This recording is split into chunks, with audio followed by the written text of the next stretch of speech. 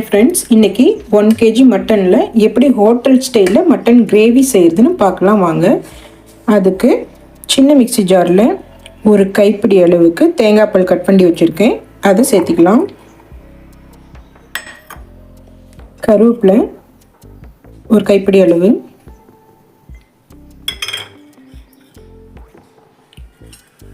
பூண்டு ஒரு பூண்டு ஃபுல்லாக முடிச்சு வச்சுருக்கேன், அதையும் ஆட் பண்ணிக்கலாம். சின்ன வெங்காயம் ஒரு கப் அளவு, அதையும் ஆட் பண்ணிக்கோங்க.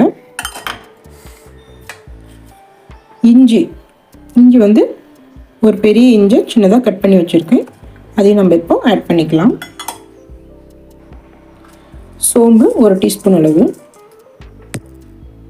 சீரகம் ஒரு டீஸ்பூன், மிளகு ஒரு டீஸ்பூன், கசகசா ஒரு ஸ்பூன், பட்டை 2 துண்டு சேர்த்துக்கலாம், வரமிளகா ஒரு 3. இதை நம்ம நல்லா ஃபைன் பேஸ்ட்டாக அரைச்சி வச்சுக்கலாம். இந்த மாதிரி ஃபைன் பேஸ்ட்டாக நம்ம அரைச்சி வச்சுக்கலாம். இப்போ தேவையான அளவு கடலை எண்ணெய் ஊற்றிக்கோங்க.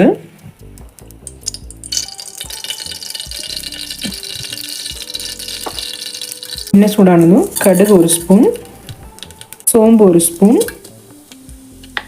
சீரகம் ஒரு ஸ்பூன், பிரியாணி இலை ஒரு 3 போட்டுக்கோங்க, கிராம்பு பூ 1 வாசனைக்காக, லவங்கம் 2. இது கூட கட் பண்ணி வச்சுருந்த பெரிய வெங்காயத்தை ஆட் பண்ணிக்கலாம்.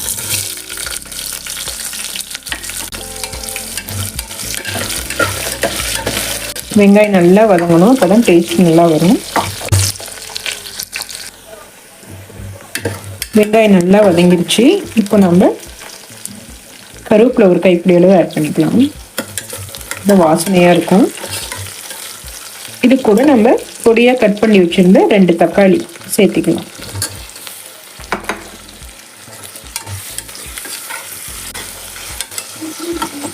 தக்காளி ஒரு 2 நிமிஷம் நல்லா வதங்கட்டும்.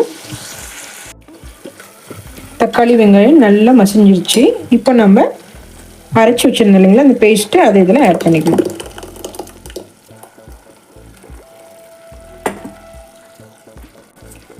கொஞ்சம் தண்ணி கலந்து ஊற்றிக்கோங்க.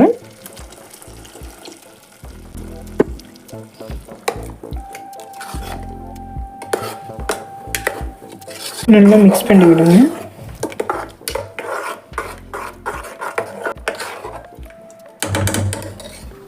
தேவையான அளவு மஞ்சத்தூள் ஆட் பண்ணிக்கோங்க. கொத்தமல்லி தூள் 2 டீஸ்பூன்,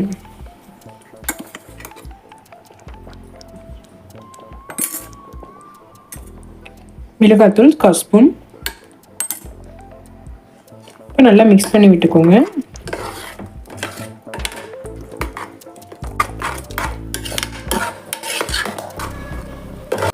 நல்லா இந்த மசாலாலாம் பிரிஞ்சு நல்லா வேகணும். கலர் மாறி இருக்கு பாருங்க. இப்போ இந்த மசாலில் நம்ம கழுவி வச்சிருந்த மட்டனை ஆட் பண்ணிக்கலாம். சின்ன பீஸாவும் இல்லாமல் பெரிய பீஸாவும் இல்லாமல் நல்லா மீடியம் சைஸில் இந்த மாதிரி பீசஸ் இருந்தால் நல்லா கிரேவிக்கு நல்லாயிருக்கும். இப்போ நல்லா மிக்ஸ் பண்ணி விட்டுக்கோங்க.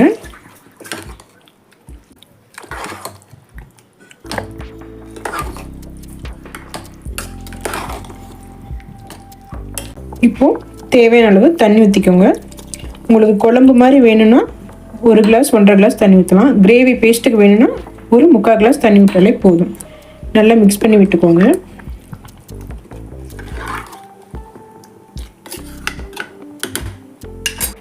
தேவையான அளவு கல்லுப்பு போட்டுக்கலாம்.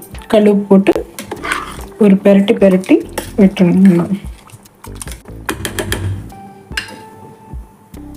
இப்போ நம்ம குக்கரை மூடி வச்சிடலாம். ஒரு 2 விசில் வரட்டும், அது வரைக்கும் வெயிட் பண்ணுங்க. Whistle அடங்கிருச்சு.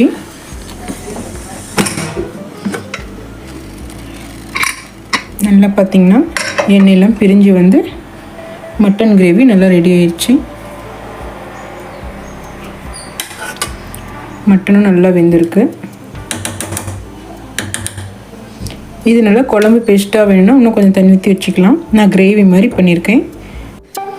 Hotel style mutton gravy ready ஆயிடுச்சு. இது சூடான சாதத்து கூடயும் சாப்பிடலாம், சப்பாத்தி தோசைக்கும் நீங்கள் சாப்பிடலாம். வீட்டில் இந்த மாதிரி செஞ்சு வீட்டில் சாப்பிடுங்க. வீடியோ பிடிச்சிருந்தா லைக் அண்ட் சப்ஸ்கிரைப் பண்ணுங்கள். தேங்க்யூ ஃபார் வாட்சிங் மை வீடியோஸ்.